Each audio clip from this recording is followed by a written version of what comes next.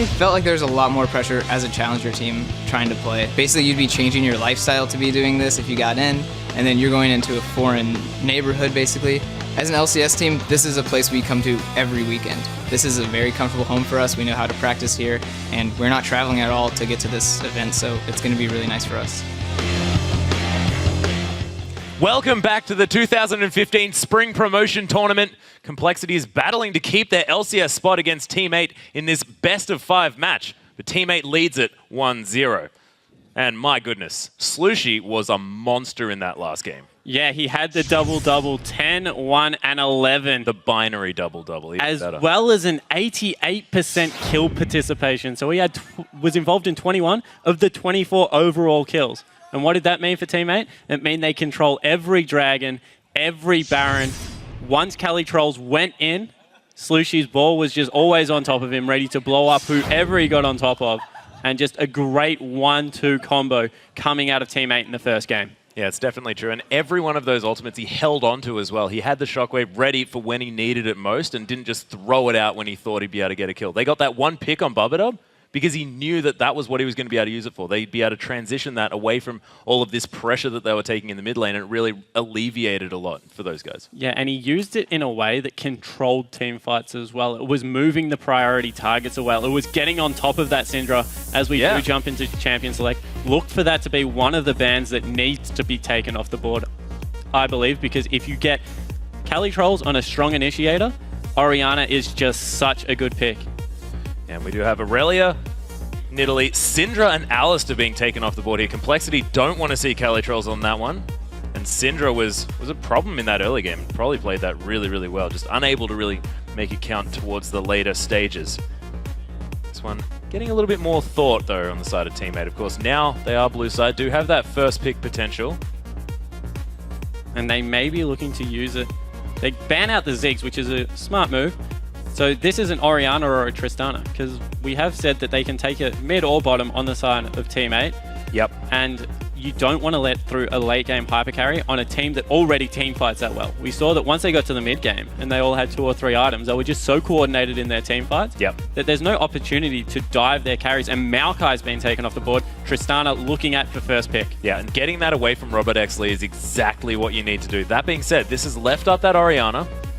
So Prolly will be able to take that one, and of course we all know that Prolly plays a lot of Orianna. That's one of his main champions, and Ziggs not on the board.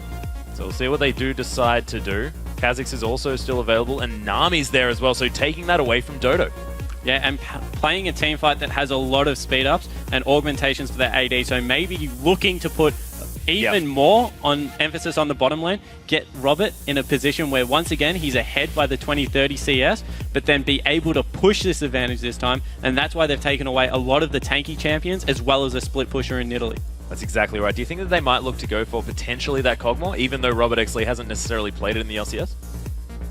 I think they will go back to the Lucian just because he can position himself around the map, and you don't want to be able to be dove on by Porpoise Pops as well as Cali Trolls because they're just so good at controlling the carry. So look for something that's a little bit more mobile, maybe even a Corki because of how dominant his laning phase is. Really push that advantage home. But as I said, it would be between Corki as well as Lucian for me. Yep, Kez going to be back on that Lee Sin. Very good vision game that he played last time. Robert Exley still thinking about this Lucian pick.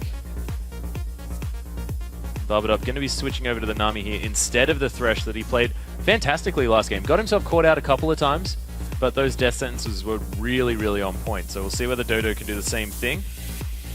And Complexity can run the same control-focused early mid-game that they did with an Orianna. Oh, it's happened. He's gone for Kog'Maw. So this is going to be the first time we've seen an LCS Kog'Maw coming out of Robert Exley, and they've had a month off, of course. We haven't seen Complexity for quite a long time. And of course, Robert Exley, he's an AD carry player. He would have played Kog'Maw. It's just not one of his favorite champions.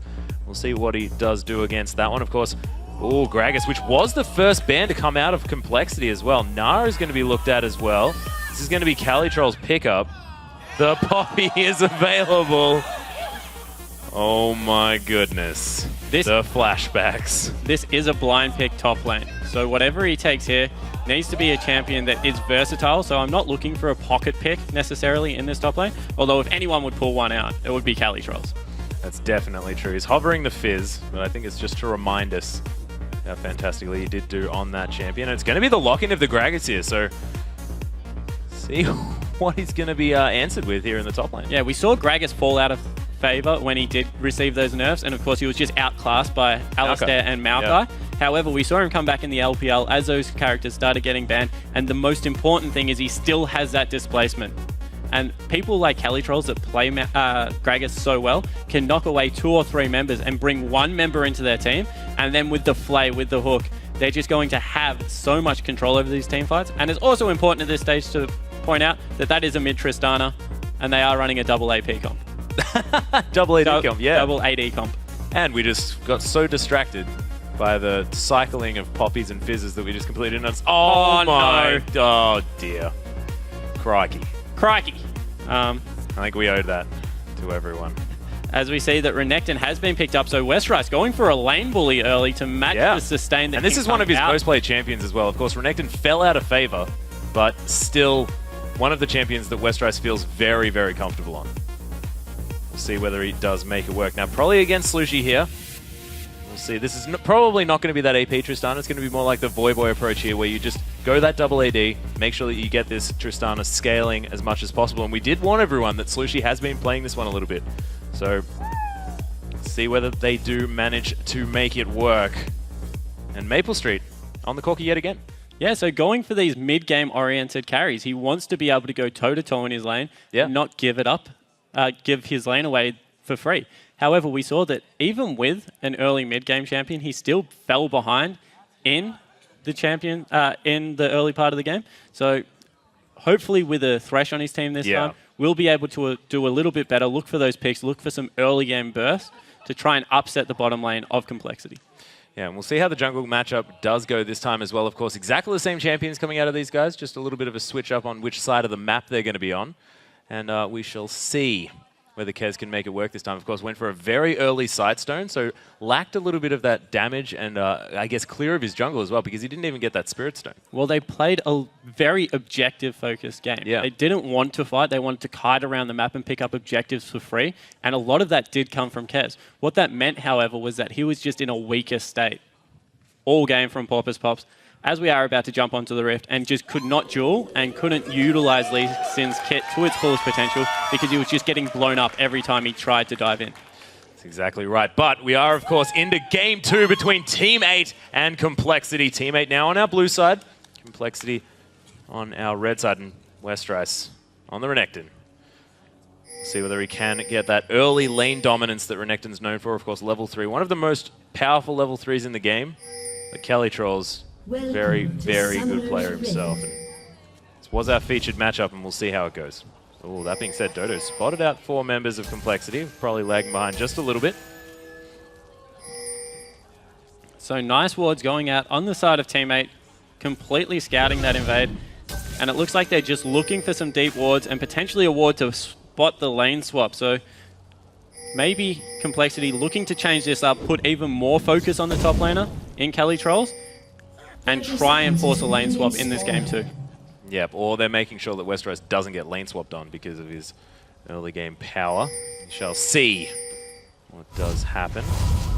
Everyone going to be heading back, potentially. Robert Lee just going to hang out. Skeleton Cogmore, of course, Jurassic Cogmore being picked up there. And both buffs on the side of Complexity have been warded. It does look like they are keeping 2 people in the bottom lane, although Bubba going back, so minions have spawned. Maybe even a solo lane in the bottom lane. No, they're both staying now. Lots of pings going out into that bottom side of the map. Now, finally, we do have some of those trinket wards wearing thin, but so far, not too much action. We're just going to have the bottom lane in the bottom lane, top lane in the top lane. And waiting for the ward to expire before they walk to lane, so it will be standard lanes as we get in here. Blue buff starts for both junglers, so opposite sides of the map for level 3, and looks like we're going back standard. Yeah, and we'll see whether this combination of Kez and Westrice in this top lane will be able to get a kill on Kelly Trolls early. Do you think that's going to be really, really important, getting this Renekton snowballing? Yeah, it would be definitely helpful if they could get him ahead to put some emphasis on that top lane. However, I think that I agree that they just need to try and push bottom lane as fast as possible. Get this COG more massive, because if you look at the composition, wow, there's a lot of damage goes out level 1. Oh, and that Flay augmenting the auto attack there of Dodo. Really doing a lot of chunking. I'm going to go to Robert X lead, but Bubba does have that ebb and flow. Yeah. And, yeah. So if they get the bottom lane ahead, Cogmore is in a position this game with the Orianna ball as well as Nami to dish out so much damage in a late game. Picking up that Trinity Force, I assume first, will give him enough movement speed to be able to kite backwards. And with the Gragas this time instead of the Maokai, may be able to live through these team fights. Yeah, we have it confirmed that Robert X Lee hasn't played one game of Cogmore in the Summer Split, so interesting work. Slushie now going to take a attack dissonance combo to the face, probably going to try and protect himself from the auto attacks. They're going to go back to whacking on creeps. And do you think that there's going to be any time when Tristana has kill potential here on this Orianna? Yeah, definitely. As soon as level 6 is hit, Tristana does a surprisingly amount of magic damage and is able to duel a lot of mid laners, particularly with the auto attack harass that does come out. Looks like Kez is going for an early gank, but spotted straight away by a ward. Yeah, I'm just going to hit it in the head because he's a bit angry at it. But 59% of you do think that Team 8 are going to be able to take this one, so swung around just a little bit. Slushie taking the attack dissonance combo, not as well as he would have liked, but managing to get an explosive shot onto Prolly's head as well. Yeah, and the shield coming out of Prolly, blocking so much damage. Slushie playing that smart, waiting for... Sorry, Prolly playing that smart, waiting for the debuff to be off before he pops his potion. He's back up to full health here. However, he has used both, so both mid laners, no consumable. Wow, and more action in the bottom lane. Yeah, the bubble actually landing on a Maple Street, but Robert X Lee going down very, very low. Has to be careful because, of course, Cogmore doesn't have a lot of mobility. And so far, Team 8 with a lot of pressure. Nice double phosphorus bomb as well here in this bottom lane. And it's going very differently now that we have this late game focused AD carry out of complexity. Yeah, and you can see that Maple Street is able to bully. He's got a 6 CS advantage, so completely turning this lane around. Dodo looks great, and another phosphorus bomb misses this time, just on the edge. That miss, or was it ebb and flow coming in at exactly the same time that it came down? Oh, Descent lands onto Robert X Lee here. He goes right in, gets the play as well. There's the ignite coming down. We'll see whether it's enough. The ebb and flow did manage to bounce onto Robert, but the pressure is definitely on here in the bottom. And both summoners down on the side of the AD carry from Complexity, so even more pressure in this bottom lane now, and that's a complete 180 from where we were seeing it last game. Maybe get Kez down there and help out in that bottom lane. He's been sitting top, but not much is coming of it yet. That's exactly right. Now 22 to 36 in that bottom lane. It was so much of a deficit I couldn't even say it. And forcing Robert X Lee to go back to base as well. So wanted to finish off that phage early on. Got a little bit more health there. Pops hanging around in this mid lane. Just level 4 and probably happy to wander up to him. But this bottom lane is exactly where the focus has been. And it's going to be scary for Complexity because that was definitely a linchpin in their early game success last time. Yeah, and great move from the jungler. They're pushing out the lane to get a free back before level 6 just because of the surprising amount of burst that comes out of Orianna. Rocket Jump, of course, has that wind up, so if you get a nice shockwave in there, it can pull Trist out of mid Rocket Jump with the Ignite. Definitely kill potential there. So Porpoise Pops leashing some experience at the same time. That gets him ahead, so good trade-off as a jungler, but allowing a free back to come through on the side of Slushie. He picks up the Avarice Blade first item. Yeah, interesting. Not giving him too many attacking stats here in the mid lane, so wanted to play it pretty passively, I guess. Yeah, just looking to farm up with the double AD. We can see that the back was stopped on the side of Prolly as well, and Robert's been caught again. He has no summoners. That is so much damage coming down to Robert X Lee. There's a nice Valkyrie trying to get the extra damage, but Ebb and Flow going to help keep Robert X Lee up, and Dodo taking a lot of auto attacks in response. There were a lot of creeps there, which I feel like was really the downfall of teammates' attack there, because it just looked like Robert was going to die. So in the end, a lot of damage traded and pretty much equalizing in the end, although it was on the side of the AD carry and Complexity, so teammate will be happy with that. Porpoise Pot in this bottom lane looking to get a successful gank on there. Oh, the flash play is going to come through. Porpoise Pot splashing as well. There's the leap. Robert's going to be dead. That is going to be first blood over to Porpoise Pops, getting their Kazakhs going. Kathy and Surprise not going to be enough either. And a complete turnaround on this map. In the top lane, Westrice having a great game. He's up 15 CS, has it back, and he's going to be able to pick up his first buy and potentially catch that wave. And in the bottom lane, at 20 CS, at 7 minutes, and Robert's just being picked on by this Corki. Really is. 20 CS, 31 to 51 as well. That is just such a percentage difference as well, as Prolly does pick up his blue buff. He's going to have a lot more mana here in this mid lane. And our Spirit Stone has been picked up first here by Kez, so not wanting to necessarily play this vision game quite as much, wanting to try and get a little bit more that attacking statistics. So, do you think that Complexity are going to more focus on trying to win these team fights this game, or is it going to still be trying to get the picks, trying to get the strength and dominance?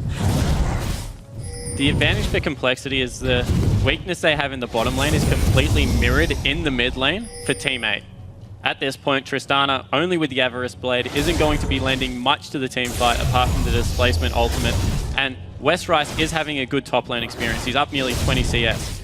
However, with how far Robert's falling behind and the power that comes out of Corki, unless they land a good Shockwave, this could quickly go in the favor of Team 8 once again. Yeah, but as you can see, it's only 200 gold the difference. Nice dissonance going to catch Slushy right on the edge. And I think that Calitrolls just doesn't really mind that he's a little bit behind in the farm here in the top lane, because he just knows that he has to wait. He's going to have so much more utility and usefulness in the later ends of the game in comparison to this Renekton. And that could be something to do with it. Oh my goodness. The damage that's coming out of Prolly is so scary at this point in the game, and we see that once again in the bottom lane, Porpoise Pop's waiting for another gank. He's evolved the wings. Yeah, So, we've been seeing a bit of a mix-up. Yeah, a bit of a mix-up. Maybe recognizing that the dragon fight is a little bit further away this game. And once again, we see Cali cheating towards the mid lane, recognizing that he's at a farm disadvantage in the top lane, so looking to make some action around the map. Yep, just getting a pink ward there in that little brush beneath Baron. But Complexity now with defensive wards along the river. They know exactly that the dragon is still there, as Kez has found this pink ward. Westrice hanging around just so that he can protect it. So far, nothing going to be going on.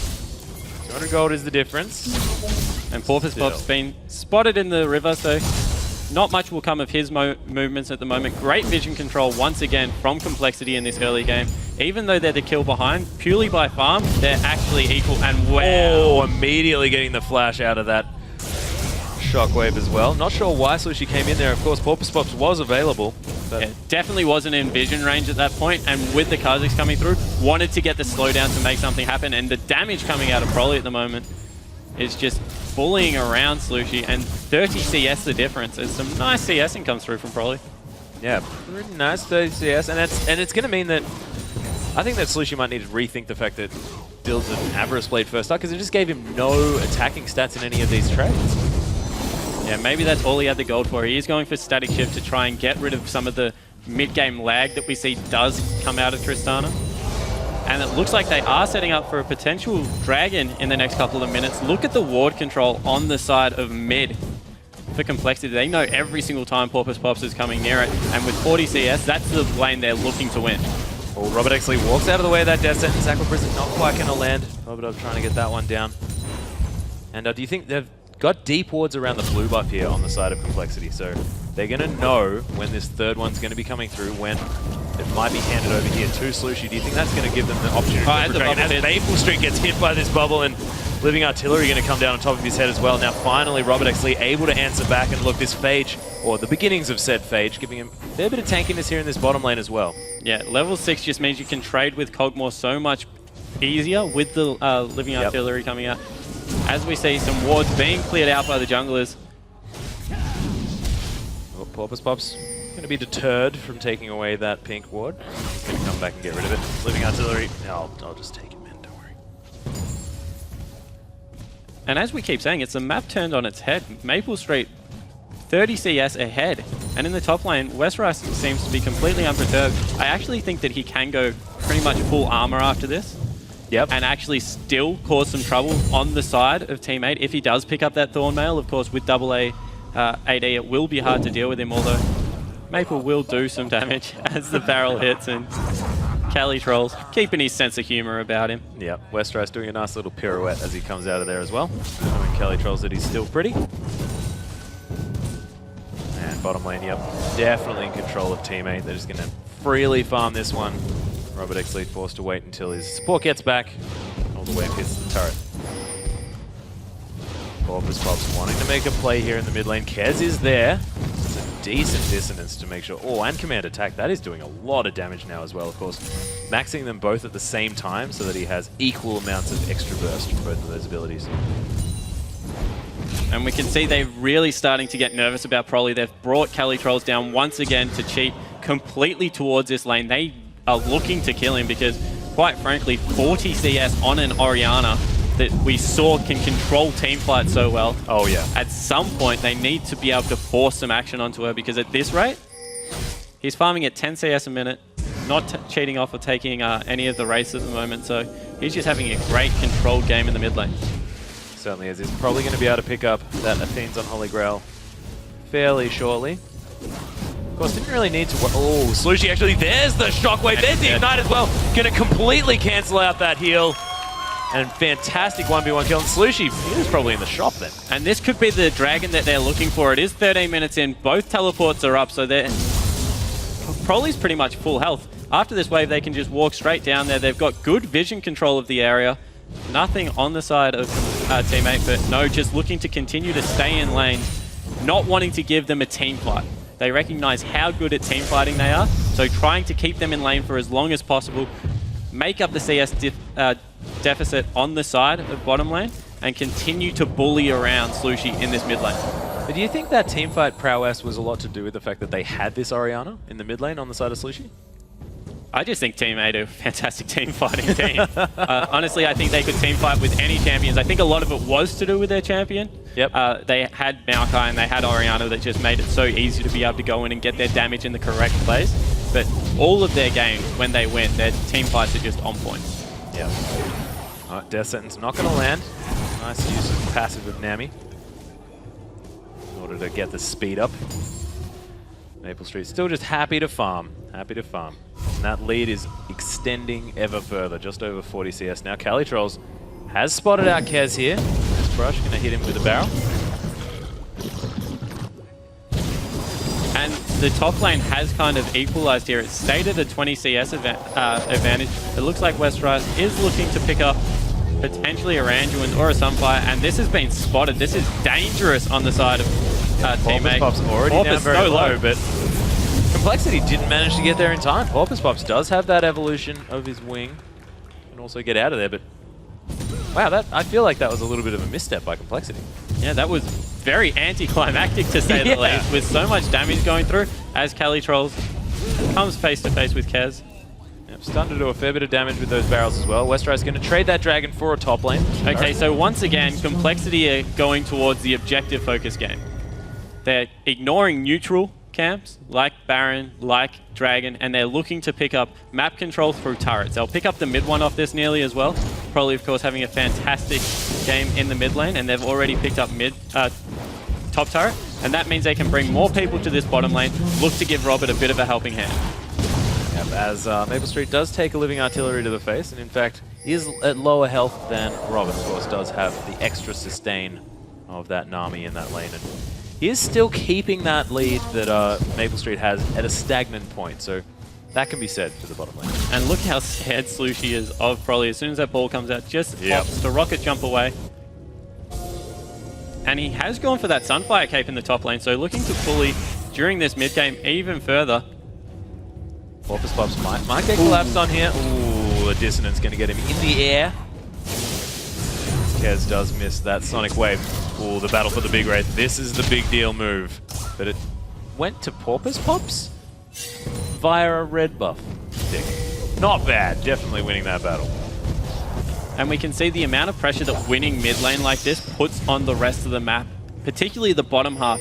He's 60 CS up now, and that means that they can't stay in the bottom lane even to farm, because if there's any rotation through the bottom half of the jungle, which there is superb ward control over on the side of Complexity, they're just going to get dove. We saw how potent 4-man collapses can be.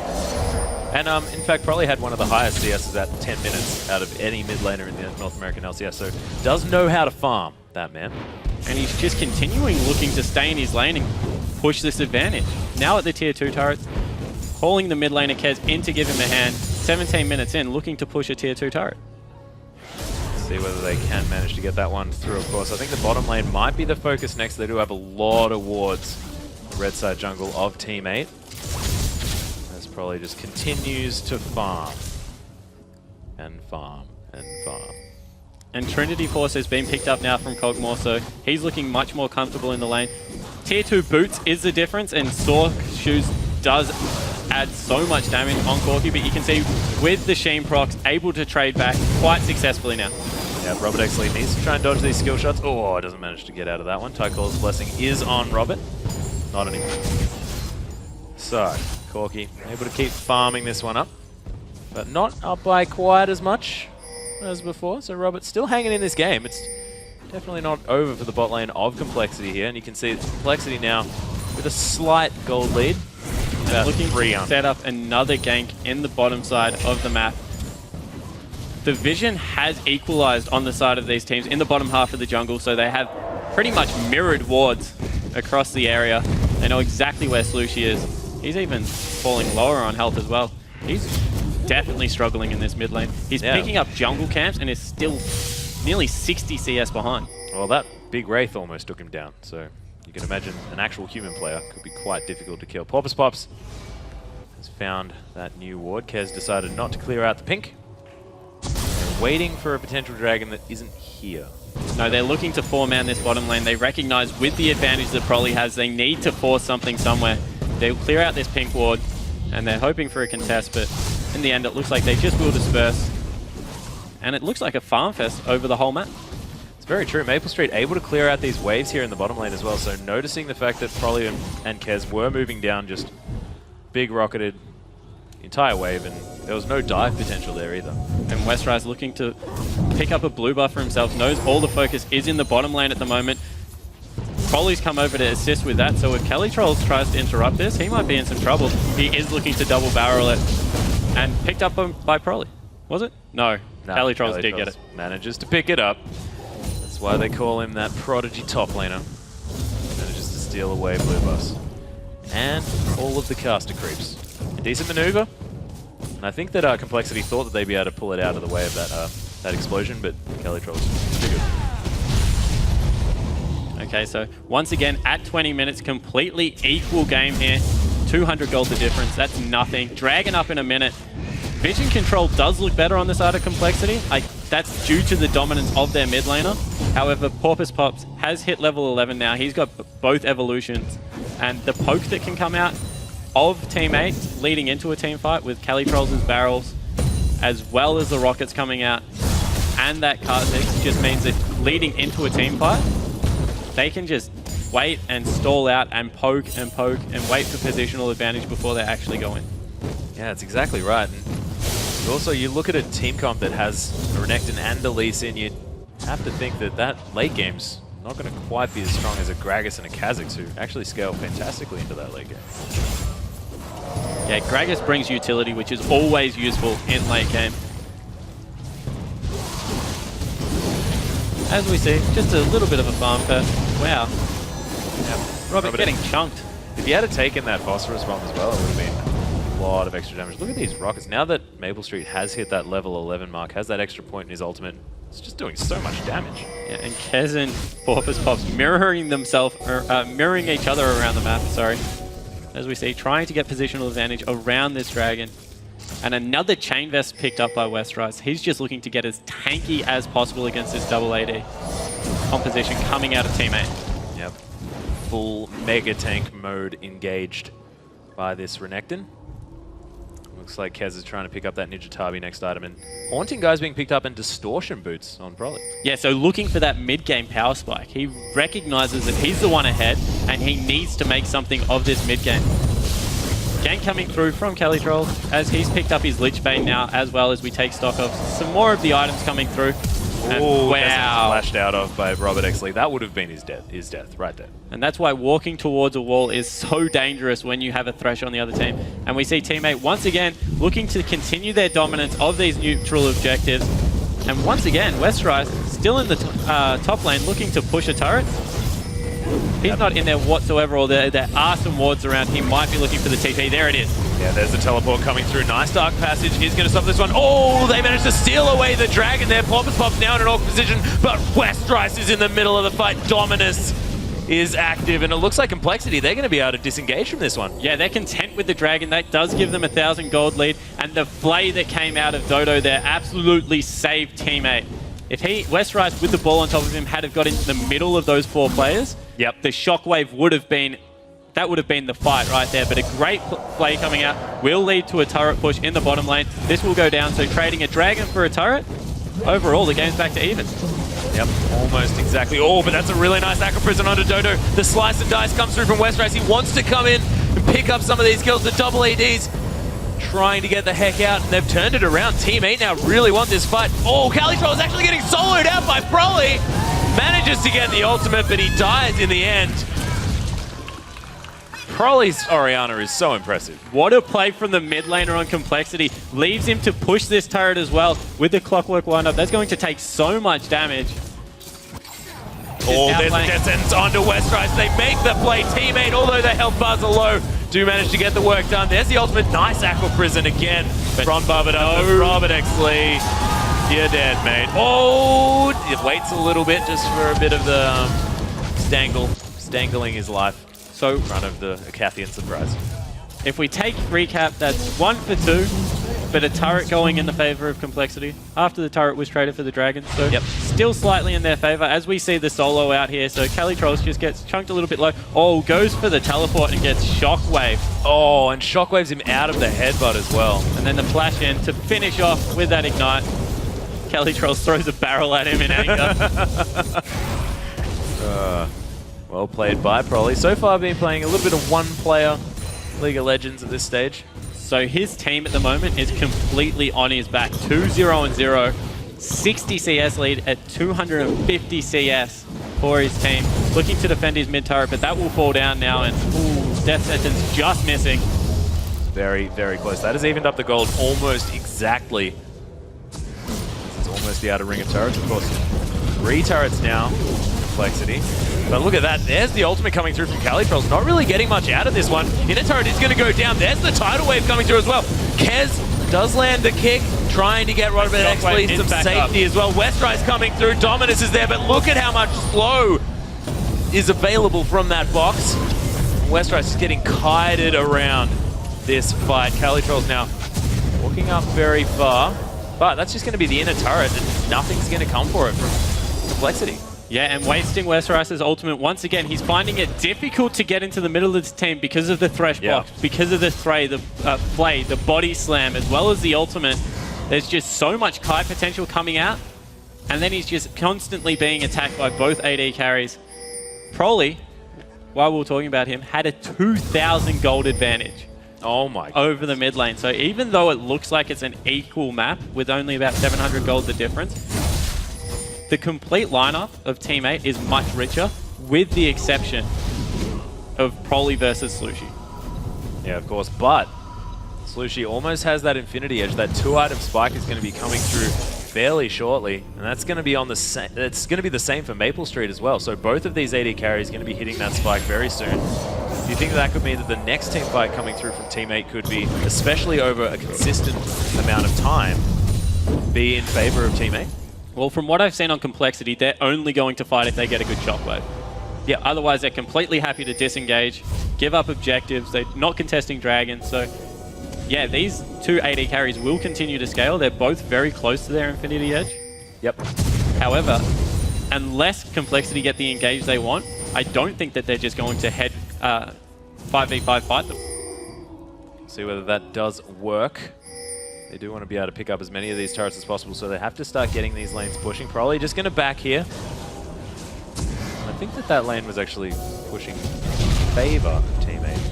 We shall see. It's actually going to clear out that wave. So Maple Street going to head back here. Oh, no. So Maple Street being extremely careful, knowing that the mid laner is missing, and just fires one rocket. He's just backing and not backing, and buddy, just make up your mind. So wasting a lot of time in this bottom lane. He is level 16. He does have that level 3 shockwave now. So if there is a time for Complexity to look for a fight, I feel like now is that time. Yeah, just going to be starting up the split push. He's now made sure that there's no Corkies in his lane. He's more than happy to come out of hiding in that brush. We do have the Blade of the Ruin King being finished up here by Robert Exley, so this Cogmore starting to scale fantastically into this game. With that Tyco's Blessing and all of those things, he's going to be a massive force to deal with, so you can think that a lot of the late game prowess is going to be resting on Prolly and Robert Exley. Yeah, so the top laners will eventually start to peter out, although Kali is going for a fully aggressive build with the Lich Bane. He's going to build it into a Zhonya, so jump into the middle of the team, cause disruption, be able to Zhonyas and make himself invulnerable. So that's kind of their pseudo tank. Yep. However, Westrice is just so much beefier at this point of the game. He's going to be able to jump onto the backline, disrupt them. Now that he's finished the Randuins, maybe he can even get in to the fight. Yeah, exactly. However, there are still all the Buster shots, the rocket jump to get away from him as well. So he's going to find it continually difficult. And it looks like for once, Complexity are setting up to contest the Dragon. We'll see whether it does work out, of course. Rabadon's Death Cap was just completed by Prolly, so he has a big spike in damage here. That extra 30% ability power, plus, of course, the double penetration from the Haunting Guys and the Sorcerer's Shoes. And the poke coming out of... Wow. Oh, speaking of poke, Calitrolls takes half his health. Yeah, but the poke coming out of Corki at this point in the game, as well as Porpoise Pops, who's 2-0-1, is just causing a lot of confusion and difficulty to engage. You see the slow coming across already. Robert using his ult to try and get vision, and they have started up the Dragon. Yeah, it's very tentative though. Ball middle of everyone, inching towards teammate. Complexity do drop aggro on the Dragon, and this is the face-off. See who's going to make the first move here. Maple Street does have a few rockets charged. And it looks like Westrice once again is heading around, looking for a potential flank, but the vision control out of teammate is very good for this fight. Able to clear out the wards, and they have complete vision of the left side of the Dragon Pit, and Kez might be a little bit caught here. He's just going to safeguard up to that ward. Oh, nice barrel going to hit both Robert Exley and Kez. And Calitrolls just back to pick up his Zhonyas. That means in this fight, if they dive on top of him, he can just go into stasis and be invulnerable, because that's what stasis is. However, it does look like they've started up the Dragon, and once again, this would be completely uncontested. Zoning box as well coming through from Dodo. And oh my goodness, the explosive guy's going to come through, but not going to do too much. Just going to disengage from this one, and so much zoning. Kez actually going aggressive here. Nice play. Not going to stop the safeguard. Oh, Robert Exley forces the flash. Oh my goodness, that burst from Maple Street. He has to try and get away from Westrice. He's flashed on top of his head. That's 80 carries traded, but Bubba going to go down as well. Calitrolls is up on this ledge. Buster shot on Westrice just to make sure that gigantic crocodile doesn't come straight onto his face. And they're on the wrong side of the map, so Prolly's trying to corral them here. Dodo might be a little bit low. caught. Oh, that Sonic Wave, very close. And now it looks like they have turned onto Westrice. Yeah, Westrice has found his way up here. Dice is available, but it's getting very dangerous. Kez could get bursted down by Calitrolls almost instantly. Yeah, they need to wait for Prolly to come here. And it is still a 4-on-3, but Prolly is just so healthy. It looks like they are looking to disengage. Well, there's the dissonance damage. Calitrolls does want to try and get out of here, but of course the Dark Passage is on cooldown. He's just going to walk through. That Lich Bane extra movement speed is ridiculous. And well fought once again to teammate. Pick up the Dragon, win the kill trade as well. They're just playing team fights flawlessly. It's ridiculously well done. Teammate now with over a 2,000 gold lead, 2.4k. And they're just finding these leads out of nowhere. Ooh, as Lucy a little bit caught. Able to pick up his red buff. It will look like the bottom turret will finally fall on the side of Complexity. So able to pick up an objective back. And this game is still so equal at 32 minutes. Maybe 2,000 gold will separate the teams. Exactly right, but of course these Infinity Edges being finished up. Pickaxe now going to be turned into a Last Whisper fairly soon, as we do have the replay from that last fight. Okay, so they've just done the Dragon, and Dodo used his ultimate to zone it, and over the wall, Robert's getting so many free hits, but he flashes into the hook. Yet another Mad Life. Yeah, but the important bit here is that the both AD carries get tied up by that ultimate from Broly. Otherwise, this team fight would have gone even worse. And now the teams are kind of on the wrong sides of the maps, and you're seeing the problem with Renekton. He's just so easily kiteable. Yep. And from that, they're just able to walk out of the fight. We'll see where the Complexity, rather, are going to be able to rally from this one. But 2,500 gold. Team 8 when this is the stage of the game when they really excel, and that's exactly what we were seeing in the last matchup too. Yeah, and now they do have their big items rolling through. Blade of the Ruined King has been picked up on the side of Robert. He's 0, 3, and 0, however, has 260 farms, so slowly catching back up. Just not having the game that he would like to have on Kog'Maw, because so much lies on him, because as we keep hitting on, double AD with the Infinity Edges, as soon as they pick up their last Whisper, they're going to start doing so much damage. And when you win a team fight with 2 AD carries, they just push structures so quickly. Exactly right, especially considering the fact that both of these champions are fantastic at doing that as well. So Corki with the Sheen procs, and of course Tristana with that gigantic range. That's not going to be a lot that Complexity can do. And there's a Lich Bane on the side of Cali Trolls. Yeah, as he gets more AP, he's going to be able to deal with structures quite well. And it looks like they're setting up for another pick.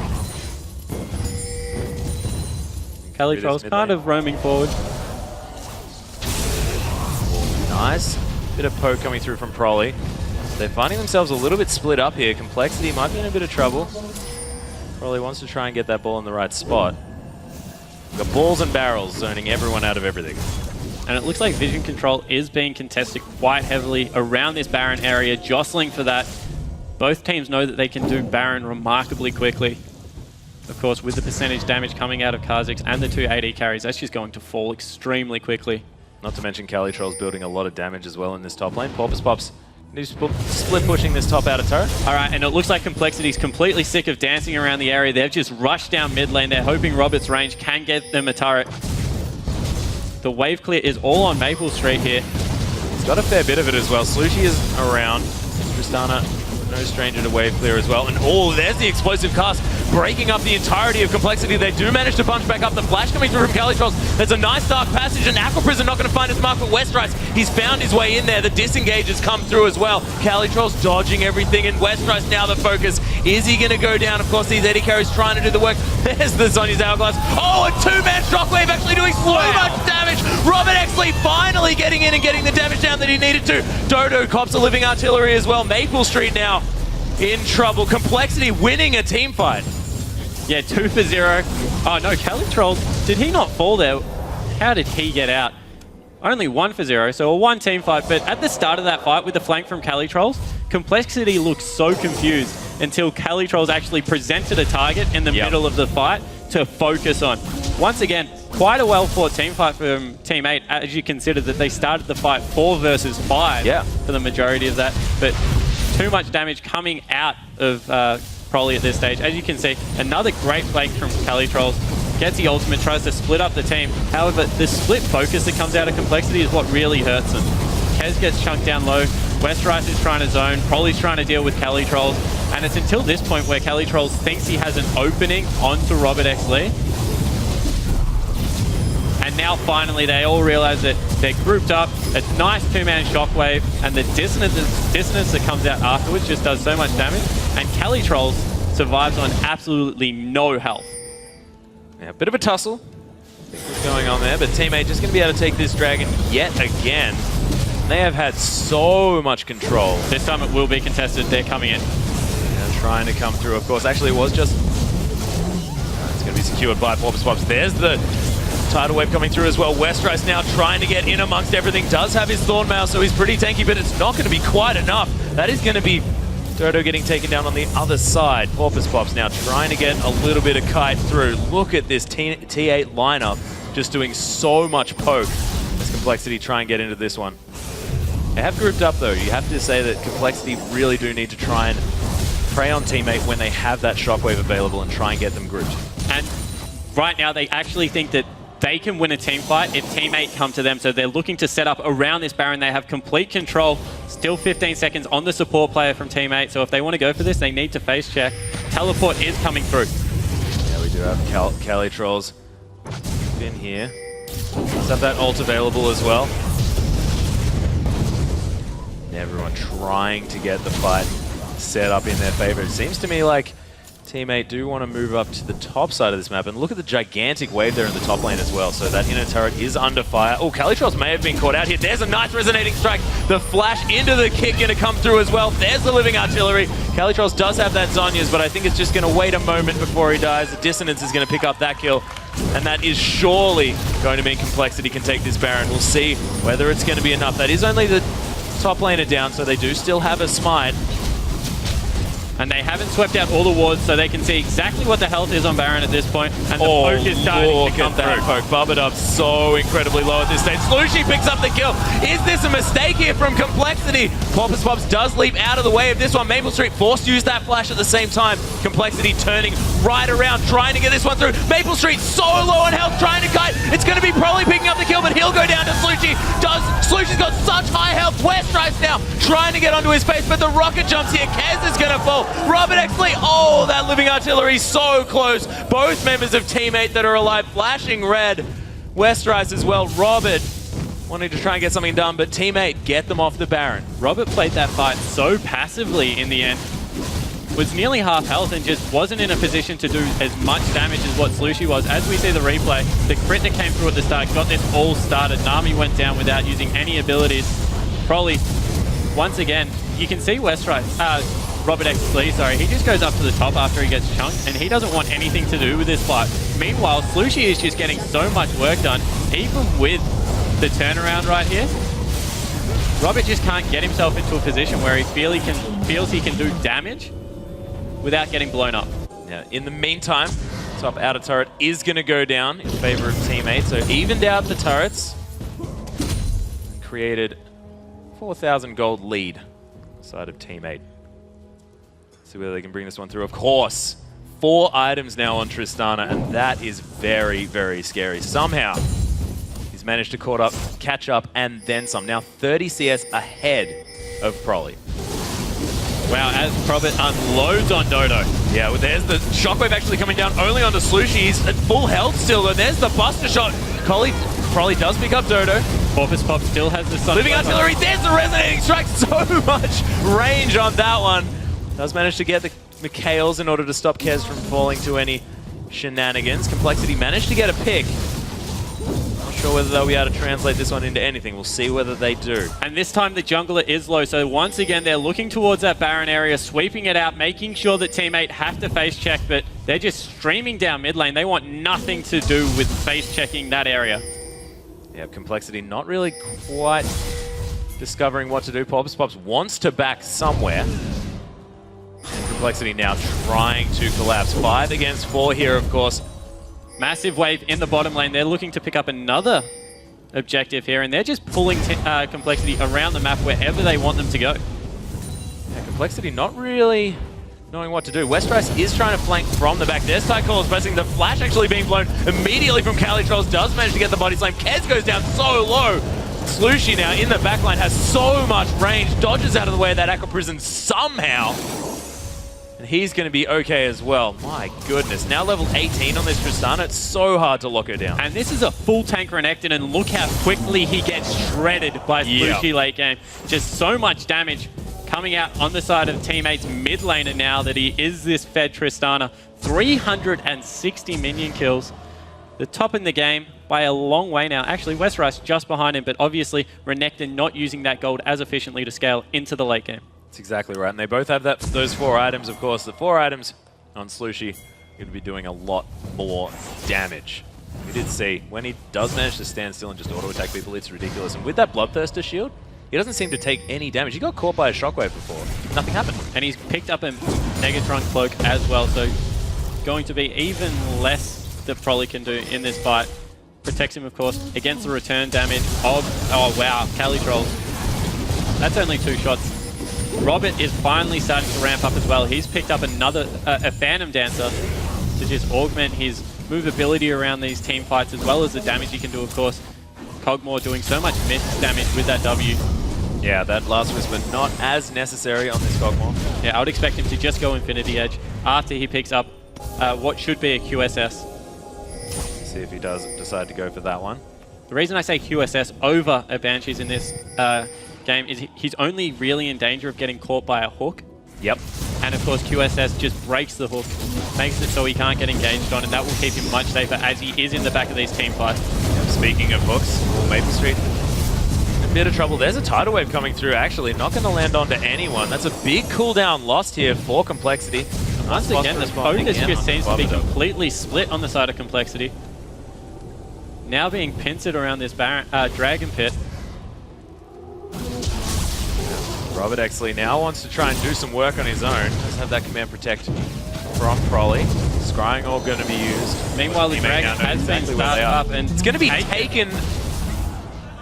Just right jumping under in the nose of Complexity. That's so cheeky. Slushy was, of course, just off to the side. And look at the kite and the slows and the poke that comes out of teammate.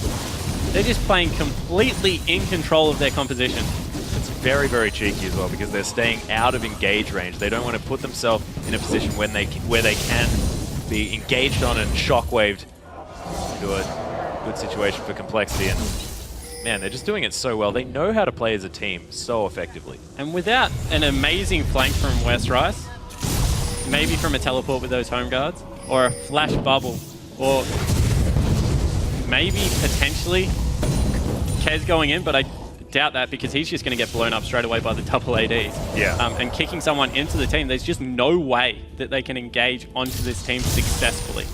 Yeah, and it looks like Robert Exley actually going for a Guardian Angel here, potentially. Or double defensive items. No, he'll be going for GA. Just wanting to give himself that second life. Maybe it gives him the comfort to play a little bit more aggressively in these team fights. Yep. We did see that he played the last one quite passively. And from here, it just looks like Complexity are a little bit confused. They can't get the fights they want. They've repetitively tried to set up around this Baron area. Although they do it extremely quickly, and they have started it up once more. Yeah, Robert Exley with that Bio-Arcane Barrage and the Blade of the Ruined King. They have a lot of damage on it. Of course, no vision here for Teammate. Complexity trying to get it down. The land is going to show where at least Bubadub is. This will go down before they can even get in there. Yep, that's going to be the Baron actually locked down here for Complexity. The box coming through, just going to cage that Crocodile for a little while. And Complexity with sneaky Baron. So finally getting the control around the Baron Pit that they've been aiming for about 15 minutes now. Able to pick that one up for themselves, but what can they do with it? We've already seen how well Teammate disengages. So I don't necessarily think Baron is the answer, because they just can't get into the team fights that they want. They wanted Teammate to face check the Baron so they could fight an advantageous fight. However, with the buff, Calitrolls is picking a fight with Prolly very close to their base. yeah, he does have the support of his whole team there, as well as a massive wave about to crash into this turret. So even against the Baron buff, Teammate potentially going to be able to pick up a turret.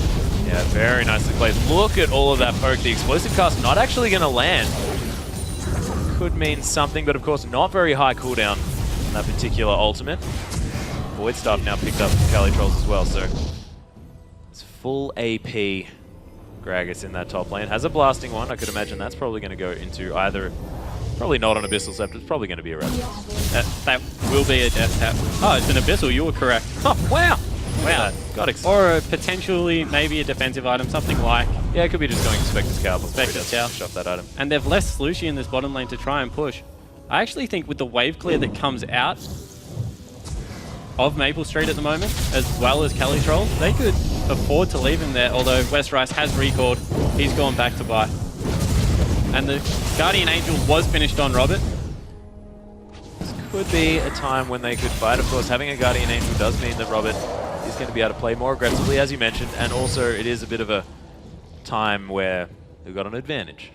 Slightly, you know, 1 1/4 cogs. And as we said, the wave clear is coming out so well from Maple Street on the Rafflecopter. Just able to sustain the poke out with those missiles. And the flank once again coming in from Calitrolls. Nice vision this time on both sides to make sure that they're not collapsed on without knowing. Calitrolls just isn't scared of anything. He's going to do the Wolves just in full vision of Complexity. Hanging out, sees them move over, doesn't really mind. And it looks like it will be a rotation into the bottom lane with the Baron buff to try and pick up the second last outer turret, although already Teammate are on that side of the map, looking to cut them off. Looks like to me that this isn't going to go down without a fight. Of course, Westrice hanging out here is going to be able to get there. He's very tanky. Doesn't take very much damage from that phosphorus bomb at all. Oh, Calitroll's in a lot of trouble. There's a resonating strike. Does put down the explosive cast, but doesn't get Kess across the wall. He picks up the kill. Crowley secures that one, actually. So now it's a 4v5. It's all on here. Tidal Wave coming through. This is going to be the disengage. Dominus has been popped here. Complexity decide that it's going to be the mid lane that's going to be the focus. So their shot caller on the side of Team 8 is down. Are Complexity going to be able to make the moves in order to get the objectives they need? Will Slushing forced to use a defensive rocket jump. And half, 3/4 health on that inhibitor turret. So they should be able to get this one next wave. Look for Westrice to go super aggressive. His ultimate is on cooldown, however. There he is. Oh, slicing and dicing into that backline. The rocket jump comes through after the stun does land. It is going to mean this inhibitor turret does go down. And Robert Exley trying to get the damage through. We can say definitely is being a little bit more aggressive now that he has that defensive Porpoise on the backside. Yeah, in the back. Aqua Prison going to stop him from doing any funny business, and that's going to be an inhibitor for Complexity, showing signs of life still and utilizing that Baron buff to great effectiveness. And Calitroll's on Gragas is being caught trying to flank, ends up getting blown up, and that's cost them the first inhibitor of the game, exactly what Complexity wanted. Now they can rotate around the top and bottom lanes, try and use the teleport from Westrice, and try and get back inside that base. 6 items will be coming out very soon for a lot of these champions. Already obtained on the side of Slushy. He has chosen to pick up that Banshee's Veil. Yeah, and it's getting very, very scary because as close to this late game as you get, Complexity just somehow manages to find the answers. 6-item Renekton has finished off that Guardian Angel as well, so full tank Renekton. Triple armor item, well, quadra armor items, and the Spirit Visage, of course, with that Ninja Tabi as well. Doesn't have a lot of tenacity, so can I guess get locked down a little bit. Might want to get perhaps some Mercury Shreds a little bit later on. See what he does decide to do. Black Cleaver has been finished up by Porpoise Pops. Yeah, there's not really that much hard CC on the side, so I do like the Ninja Tabi with 2 auto attackers on the other team. He's just going to be able to sustain through the damage that much easier. Baron buff is now down, although, as we said, positional advantage to Complexity now. With that mid wave going to push itself, it's so easy to split push on either side of the map with Westrice. Calitrolls isn't there. He's looking for another flank, so top turret may go down uncontested. Yeah, and these 280 carries on the side of Team 8. Oh, Robert Exley's been caught up, but that is not the target that you want. Brilliant Tidal Wave going to come through as well, though. Look at Proly's damage. There's the resonating strike. Kez getting taken for a ride. My goodness, the top lane in a turret is going to go down. Teleport coming through from Westrice. Maybe a little bit late, but Dodo just got destroyed in that fight. Yeah, and Robert was able to stay alive, although the ultimate comes out trying to pop that Guardian's Angel. And the shockwave hitting 3 members, I believe, saved that fight as well as the tidal wave coming through from Bubba. Yeah, looked like Robert had got himself in a situation he didn't want, but his team was there. They had his back. It's going to be A-okay. Of course, this inner turret is now going to be the focus. It's going to be the last inner turret of the game, of course. Super Creeps are smacking on these Nexus turrets at the same time. Team 8 cannot afford to defend this. Complexity are going to be able to take the last ring of turrets and looking to try and come back into this one, of course, still with a gold deficit. That is going to be a Nexus turret down as well. Complexity almost have the gold lead back. Yeah, and now 30 seconds until Baron. They're going to be able to set up vision control around this, send the members with low health back to buy once more. Probably picking himself up a blue buff, has that distortion enchantment, wants to make sure he can flash forward as many times to try and start and engage for his team. And they have complete control over the Baron pit. This is so scary for Complexity though, because Team 8, they can destroy these structures so quickly that if they get an ace, that could almost mean the end of the game even from here. At this point, if either team gets an ace with 2 members up, it will be the end. Well, that's definitely the case on the side of Complexity. There's only 1 turret that stands between them and the Nexus. But we'll see whether Team 8 can rally themselves back into this one, of course. Bottom and top waves are pushing for Complexity. And now we are into the super late game. Baron has been started. Complexity looking to contest. It's very, very low on health, though. Look at the amount of damage from teammate. They are going to be able to take this one. Porpoise Pop secures it. Explosive Cast going to stop anything from Complexity from coming in. And there's the Resonating Strike right in the middle of the fight, but Kez, he just gets obliterated. Teammate securing the Baron and getting a kill is not what they wanted. Now with the gold lead definitely in their favor. Proly, what are you doing, buddy? Does have a Guardian Angel as well. That's triple Guardian Angel on the side of Complexity. Bought themselves a few extra lives here. But that's going to mean that this inhibitor is going to respawn, and it's going to be Team 8 in the driving seat. Yeah, and that's why it's so dangerous to engage like that onto the full team. The amount of damage that can come out of this Team 8 lineup at the moment, the burst potential of Cali Trolls, as well as the consistent damage out of the two AD carries. One, you just can't dive in like that. Even if that was Westrice, he would have nearly got blown up just as quickly. Yeah, Westrice showing his amazing amount of skill taking down big boards. Of course, doing a lot of auto attacks. W. Not bad. But now Complexity well back on the back foot. They do have a massive turret lead, but with this Baron buff swirling around teammate and their ability to create the team fights that they need, whether it's going to be enough distance. Still doing some work on a Porpoise Pops. The Andrew's Torment actually being finished. 6-item Oriana here. It's going to be very, very difficult to deal with. Doesn't have a Void Staff though, so that's a little bit frightening. Yeah, not that much magic resistance coming out on the side of teammate, so electing for flat penetration instead. Most people just sitting on one magic resistance item. There is a Locket of the Iron Solari there for Dodo though. Slushie actually opting to tank out this inner turret in the top lane. And with Baron buff and Bloodthirster, you can definitely do that on ADs nowadays. The changes to Bloodthirster have made it more of that defensive item. Able to build that shield up. Kelly Trolls in the full split push mode as well. Gonna meet Westrice here in the bottom lane, but look at this inner turret, that's gonna go down. That is indefensible here from Complexity. Kez gets slowed down, of course, 50% slow on the evolution there. Oh, Porpoise Pop getting ripped apart by Robert X. Lee. You cannot get too close to that skeletal puppy dog. He will shoot you to death. And you can see how tense this game is. Both teams realize that everyone's nearing the 6-item mark. Even the support's just leaving a space free for those wards. Now, even Dodo's given that up. And they're just looking for the last team fight, the deciding team fight. Even though there's a nearly 7,000 gold advantage in the side of Team 8, once everyone's at 6 items, doesn't matter. That doesn't matter. No, to be honest, at this point when it's 80 or so thousand gold, 5,000 means less and less. Team 8 though, they don't think so. They're going to take a dragon just for funsies. Still looking to get Corki. His 6th item. Yeah, is that going to be a last Whisper, do you reckon, or something else? Of course, a lot of mixed damage on the side of Corki. Yeah, so much mixed damage. I think he will get a last Whisper just because of how tanky Westrice is, and they want to be able to burn through him as soon as possible. Nothing worse than shooting a Renekton and losing more health than you take off him, and yeah, very demoralized. A lot of armor on Westrice.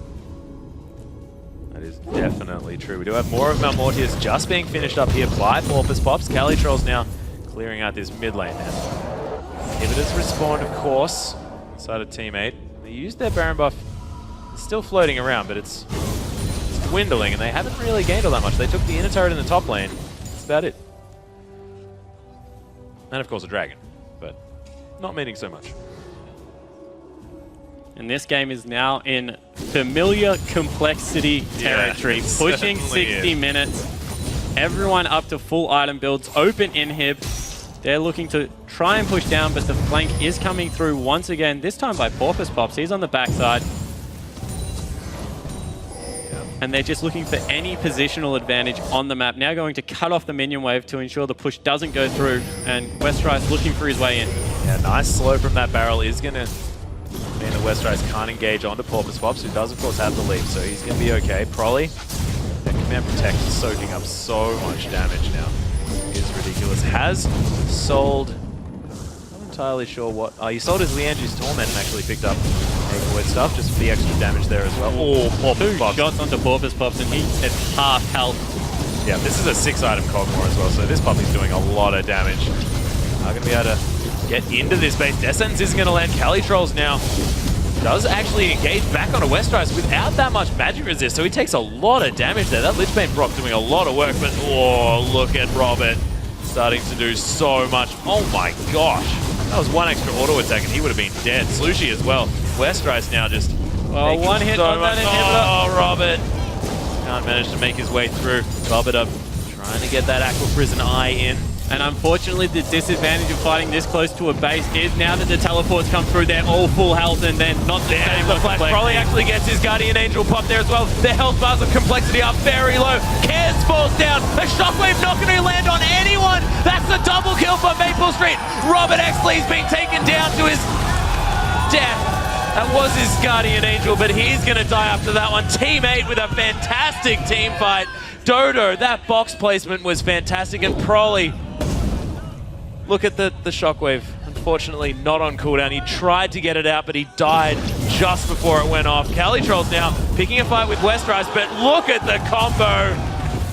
Is going to be able to take that one. Slushy in here. Look at the amount of damage, and just Bubba alive. Team 8 look to be able to saunter into this base. We'll see whether they can tank this one out, of course. Massive death time is here at 58 minutes into the game. Looks to me the turtle shell being popped. Bubba going to go down. The ace for Slushy. And in the super late game, Complexity is taken down. Team 8 with a fantastic victory. And once again, it was on the back of a teleport in from Cali Troll. Oh, yeah. Able to get that flank on what was a low health target. Lower Crowley, who was the most fed member of his team. The play coming out of Team 8 looks impressive. Certainly does, and Complexity want to make it into this one. It's going to have to be that 3-0 comeback we've seen happen a couple of times now. Yeah, we certainly have, and as we said at the start of this, every single game has been 3 games in a row. Every single series, sorry, has been 3 games in a row, meaning that if Team 8 wins this and get into the LCS, it will once again be a 0-3. And if Complexity is to come back, it'll be the 3-2. So it has to be. It has to be. Well, it doesn't have to be. Well, You actually, win one no. game and lose. Oh, okay, yeah, that's true. So it doesn't have to be at all. No. You've ruined my dreams entirely. Sorry, man. Every time. Every time. And I like to think that Rage Blade's a good item. You never let me have that either. It definitely is not. So in that game, we saw that they were able to team fight more successfully. Yep. They were able to pick up a Baron. They were able to push into the base. And they used that Baron fantastically. Yeah, able to push into the base. However, the team fight coordination that comes out of Team 8 in these late game and mid game team fights just make them so scary to go up against. You saw that they were split in their decision making. Should we try and attack the flank where Cali Troll's coming from? Do we go for the double ADs and try and land a group shockwave? And in the end, the indecision just caught them out on the last team fight. They got blown up because it was so late into the game. We're just able to rush down mid. And you saw them just tanking up these inhibitor turrets as well. There was just so much damage that as soon as one team fight was won, even though that was all the way back in Team 8's base, basically, that they just pushed all the way up, took an inhibitor turret, Nexus turrets, and the game. But that's what happened when a game does go to the 60-minute mark, completely in Complexity's territory, but Team 8 able to pick up a win. Yep, fantastically played by Team 8. But for a breakdown of that hard-fought Game 2 win, let's head over to the analysis desk and talk to Dash. Thank you, Atlas and Spawn. A second win there for Team 8, but I'm going to go ahead and throw this word out there for both teams. Disorganization. I feel like the fights were full of them, and that's why it went back and forth and went so late into the game. Yeah, I think a large part of that is the fact that they had this composition that didn't have a front line for Team 8. They're trying to play around that, but that's not exactly their style. Porpoise Pops was on more of a pokey, disengaged champ. And then on Complexity's side, I just think it was lack of vision control in some parts, and then they kept giving up dragons still. Like, the dragon control is absolutely abysmal. Yeah, they were just constantly bleeding those dragons. They're like, oh, hey, and we just got Baron. Let's let them have dragon for free again. And then they were up 5k gold still, just like off dragons after like they got Baron and they got ahead in team fights. And the only time they made plays was when Cali Trolls got caught out for like whatever reason. They weren't ever trying to push up. They weren't ever trying to press their advantage, get those deep wards, engage a fight, go for the inhibitor. They were just hoping that teammate made a mistake, and Cali Trolls got caught out a couple times. Things got a little scary for teammate, and then Cali Trolls wasn't really getting the good ultis off. He was missing a lot of them, but then at the end when he got that flash body slam, finally what he needed to do won them the game, so he really turned it around at the end, and there is definitely a lot of sloppiness there. I think it goes back to his TP usage and how I was praising him so highly for it, because coming in from the right side where there wasn't any wards. They didn't see that coming. Flash body slam into Prawley to just blow him up. Perfect execution there by Cali Trolls in the final moments. You definitely have to hand it to Cali Trolls as the playmaker of Team 8. So I want to now go back and look at the picks because Complexity had the opportunity this time to counterpick into that Gragas. They chose Renekton. Zion. Is that what you go with against Gragas, or were there other options? I think he definitely could have went for the Lulu pick. The thing with Gragas is ever since he got nerfed, he has huge mana issues. You saw Cali Trolls, he was constantly at like 10%, 0 mana, like the whole lane. And with Renekton, he was able to go up like 40 farm, and that was great, but he needed to press his advantage. You saw him going aggressively for the blue buff. He should have been getting into the jungle, getting those deep wards. He should have been pushing his advantage into mid. As that tanky Renekton, he went full tank items. You can easily dive that mid lane on that Tristana. You don't even have to dive her, just pressure the tower, because if you're Renekton, you fall off so hard late game. You saw him. He was just kind of like a meat shield, and you need to kind of just go mid, go bottom, like go for dragons. Look for the objectives with your early game advantage, and he didn't really do that as much as he could have. There was definitely a struggle by both teams to engage. You already commented, Zyrene, on the fact that teammate, their only engagement came from either a good hook or by the Gragas ultimate, which he was throwing out pretty liberally there. And then on the side of Complexity, you have a Renekton who's trying desperately to flank, and there were whole minutes at a time where we're watching him try and chase down these slippery AD carries and such. And for that reason, we weren't able to see either team ever get a clean engage in the way that they wanted to. Yeah, I really did like the fact that they had the Kha'Zix paired with the double AD carry, because he's just able to poke and set up the Black Cleaver stacks and throw out his W constantly so that people can't actually close that distance. And Renekton, he's just going to walk at you. He needs the slice to get the dice in that extra distance, but West wasn't getting it because they're keeping him far away. You have the Gragas queues on top of that as well. We do have to jump into the first replay because I feel like this first replay at 37 minutes, 37 and a half minutes into the game around the Baron pit very much illustrates the fact that both teams were making kind of sloppy decisions. The first sloppy decision is on the side of Complexity here to start the Baron. So Zion, I'll let you take this one away. Yeah, so Complexity wasn't really like looking for that much this game, but as soon as they got the pick was when they finally decided to try to force something, and then this was a bad scenario because teammate was closing all around them. They had all that Tristana Corki poke going in. They land the shockwave, but it doesn't really end up mattering because they got the box down and they're kiting out around. Maple Street gets in a pretty good position, but then he just grabs the lantern at such a bad time, and then Ori is able to just get the ball on him, and then he ends up dying. But this is kind of how chaotic it gets. Yeah, and probably actually flashed to help close that distance to get the ball right on top of it. And then at this point, Kez is just going too deep. This is one of the first times we saw him go too deep. We see it happen again later on. Much later in the game, and that was catastrophic. It's very uncharacteristic of Kez, too, because a lot of Complexity tributes a lot of their late game and their late game shot calling to Kez, because he's very level-headed, and it's very unlike him to go hard. So it ends up being a 3-for-3 at the end of that, and I guess you can say, all right, fine, both teams break even. But again, the purpose in showing that replay was the fact that both teams, their gameplay in this game particularly was kind of riddled with chaos and minor mistakes here and there, but it ultimately resulted in a 60-minute game where it comes down to that one fight. And I don't think any team ever wants to leave it up to one fight. Yeah, I definitely think that Complexity needs to go back to the thing that they were doing the most successfully in the set, which was split pushing. You saw Robert X. Lee on that Lucian. He got like 5 out of their 6 towers that game, just literally walking up a lane and split pushing it. And teammate didn't really have a good response to that. They were just forcing engages. And since they were far enough ahead and people were out of position, they got the towers, they got the picks. But if Complexity can get that split push started sooner and set up for it, I think they can work off that really well because they're not doing the objective game well at all. They're bleeding dragons, they're bleeding vision control, they're bleeding Barons. They need to look for split push or something that they can do more effectively.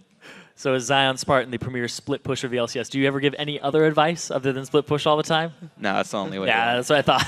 I want to nitpick on one little thing really quickly, is the fact that we saw a completed Leandries on Orianna. I entirely agreed with his decision to pick up the Haunting Guys for early magic penetration because teammate at that point in the game, when he did pick it up, hadn't been building magic resist. So he was going to be chunking.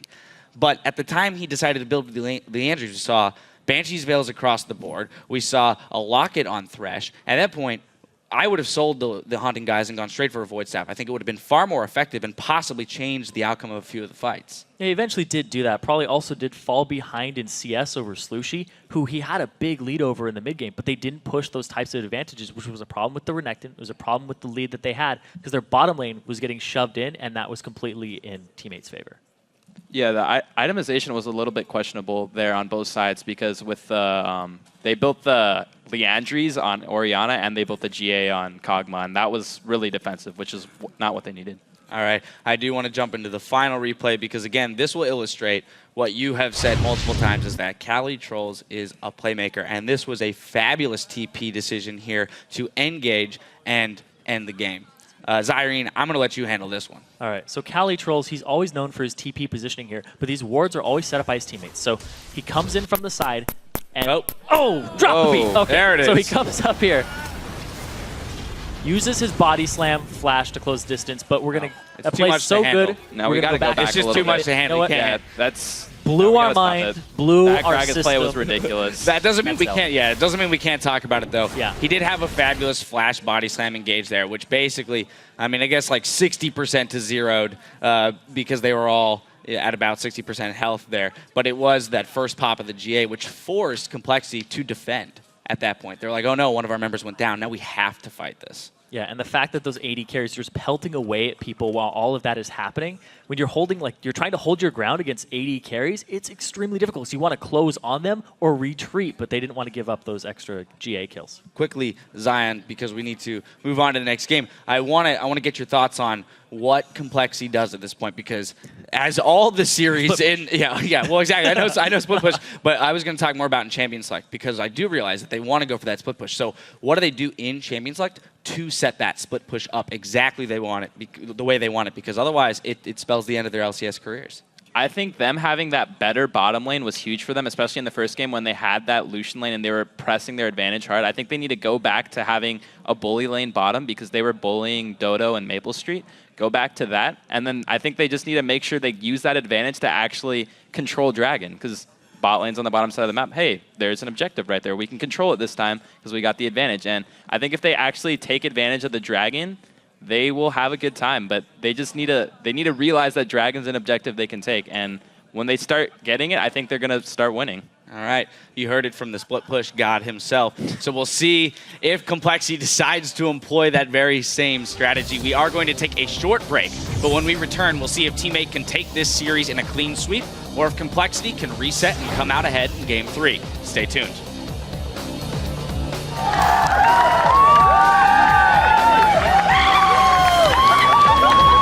Not going to stop the safeguard. Oh, Robert X-Lee forces the play. Oh my goodness, that burst from Maple Street. He has to try and get away from Westrise. He's flashed on top of his head. Maple Street so low on health, trying to kite. It's going to be probably picking up the kill, but he'll go down to Slushy. Slushy's got such high health. Westrise now trying to get onto his face, but the rocket jumps here. Kez is going to fall. Oh, full health, and then not there. The flash probably actually gets his Guardian Angel pop there as well. The health bars of Complexity are very low. Kez falls down. A shockwave not going to land on anyone. That's a double kill for Maple Street. Robert X-Lee's been taken down to his death.